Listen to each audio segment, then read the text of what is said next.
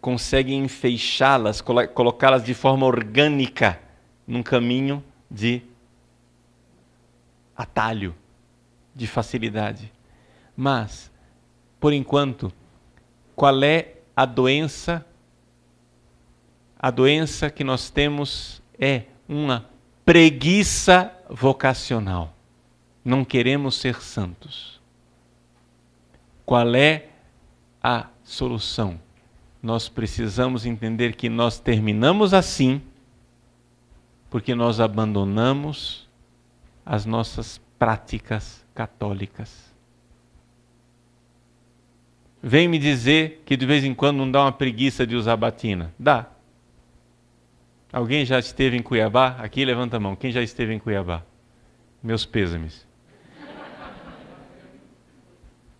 Porque aquele negócio é quente.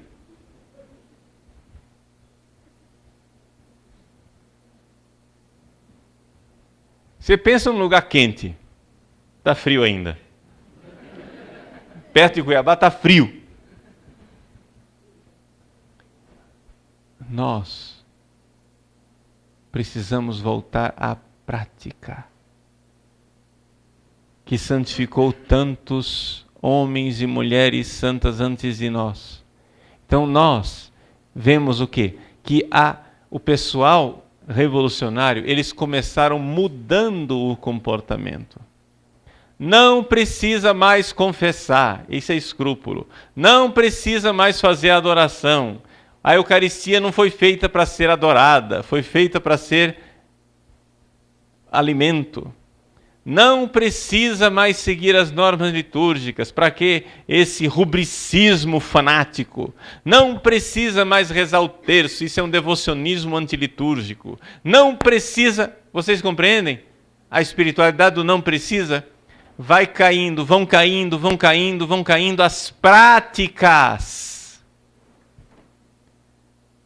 E então, depois que caem as práticas, cai também a fé.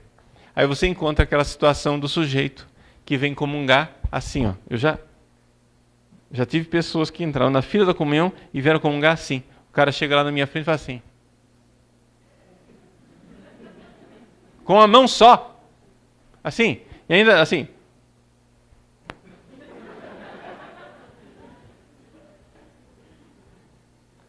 A atitude do corpo dessa pessoa diz tudo. Diz que a fé já evaporou, foi embora.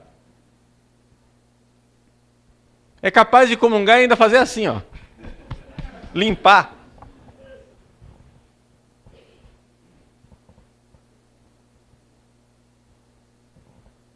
E quantas vezes eu, padre,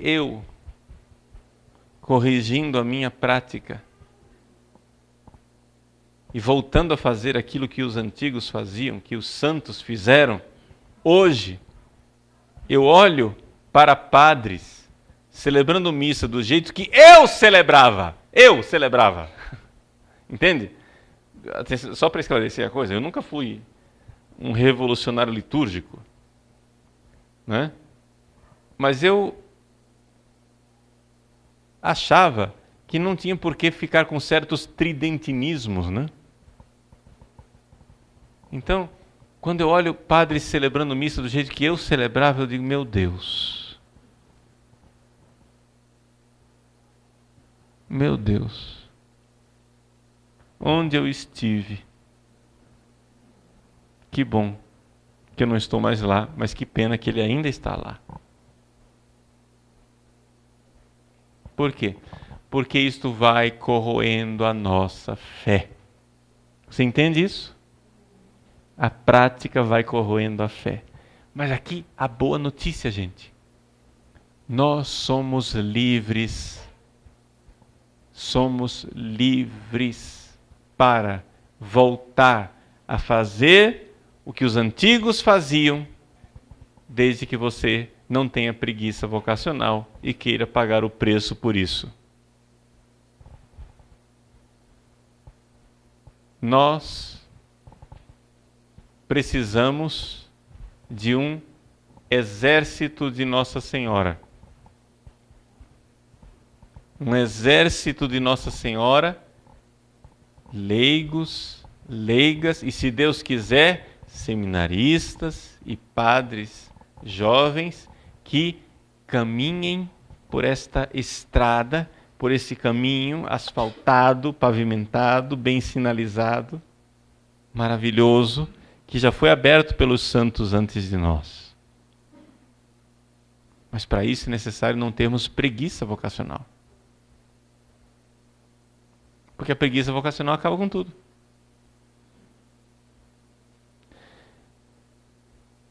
Desculpa falar, eu trabalho na internet, mas acho que vocês todos, nos blogs, comentários e coisas assim, já se encontraram com o católico de internet, né?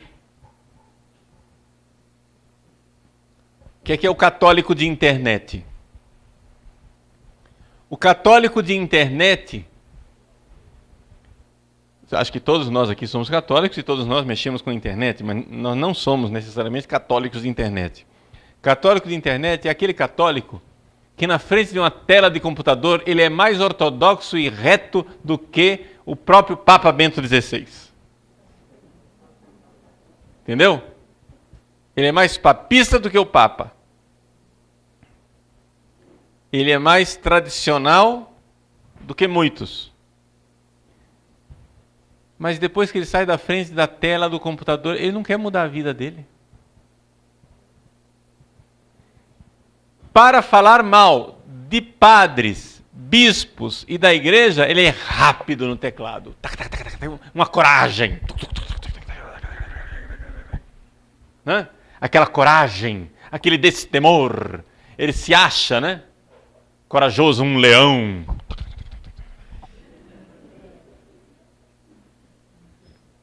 Quando desliga o computador, a atitude dele, o comportamento dele, o jeito de ser dele é igual ao de qualquer revolucionário maluco. Porque ele não quer pagar o preço. Chama-se preguiça vocacional. Ele sabe o que é certo, mas ele não quer pagar o preço. Quando nós tivermos um exército que queira pagar o preço, as coisas ficarão melhores. Mas não vamos esperar que a instituição tome atitudes. Porque, gente, qualquer um que é responsável por uma instituição sabe muito bem, as instituições são lentas. Por mais que a pessoa tenha boa vontade, para você mudar uma instituição, é um negócio. Para você mudar você mesmo, é um pouco menos lento. Porque também não vamos nos iludir que você vai mudar do dia para a noite. Vontade nós temos de mudar do dia para a noite. Mas eu vergonhosamente, desgraçadamente, sou padre há 20 anos. Acho que eu comungo todos os dias, pelo menos há uns 30 anos. Era para ser santo, né?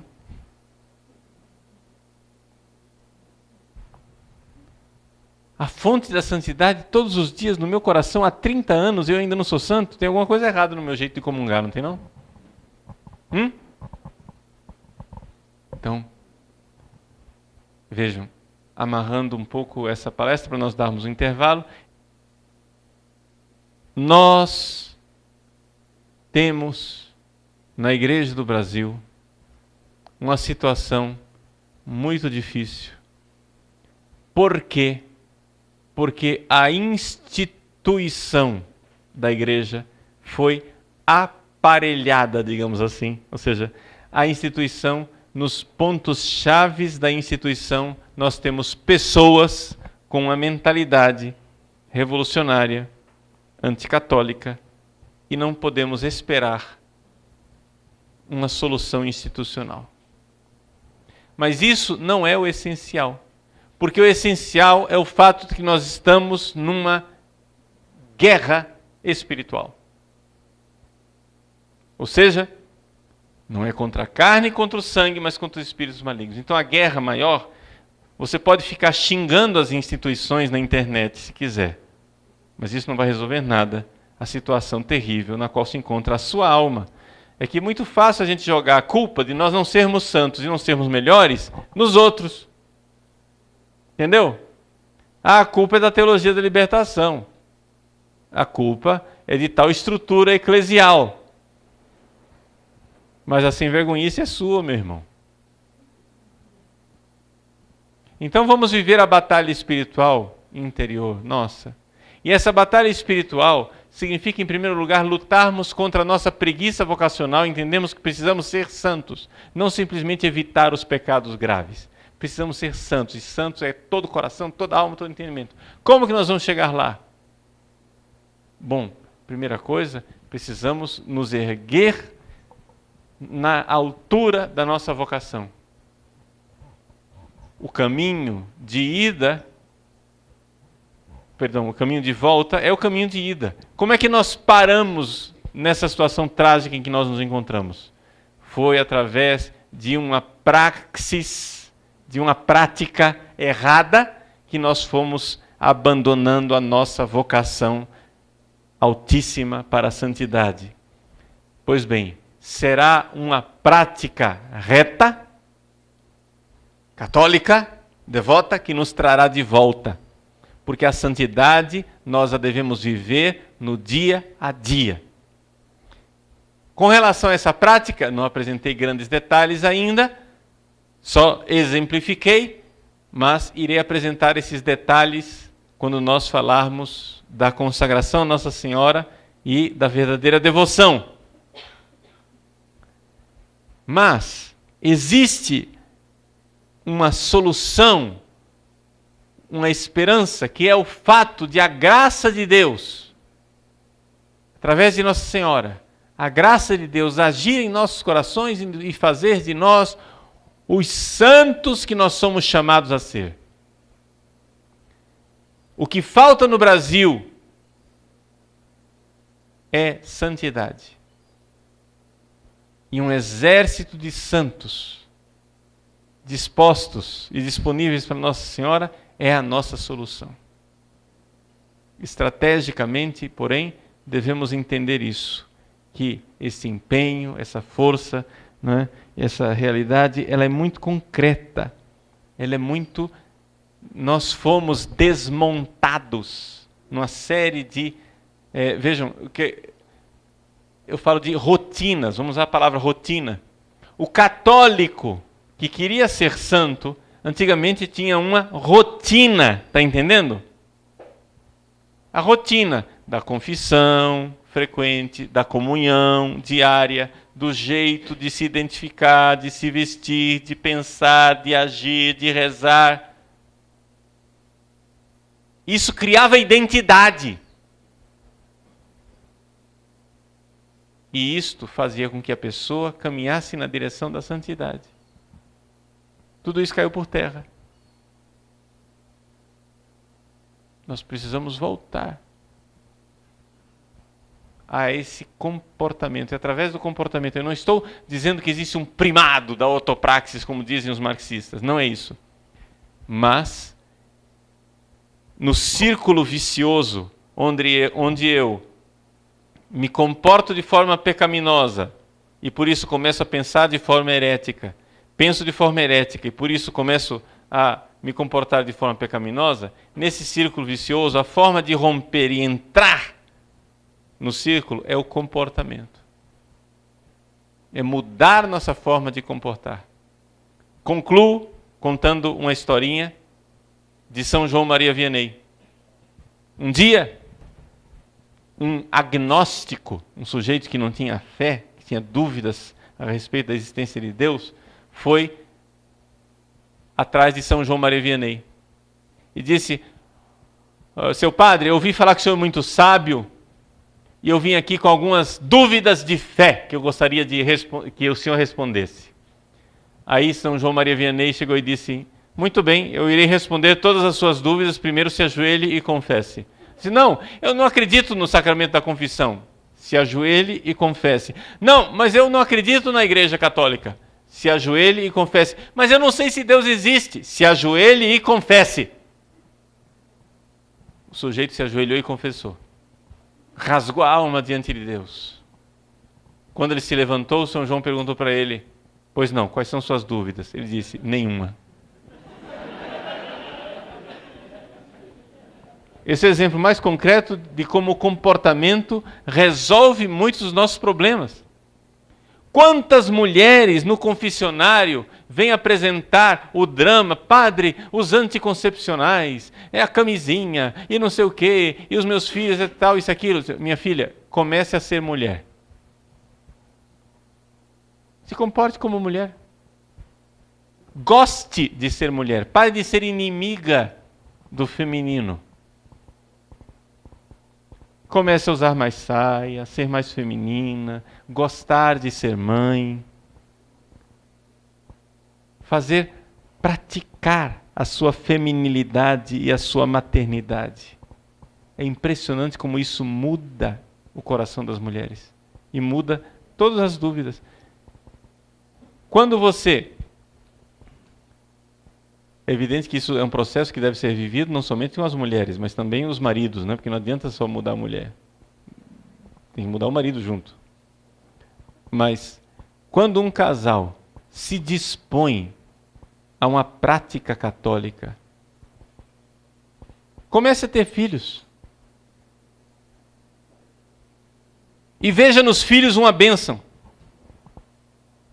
Que você vai resolver os seus problemas intelectuais a respeito dos métodos anticoncepcionais.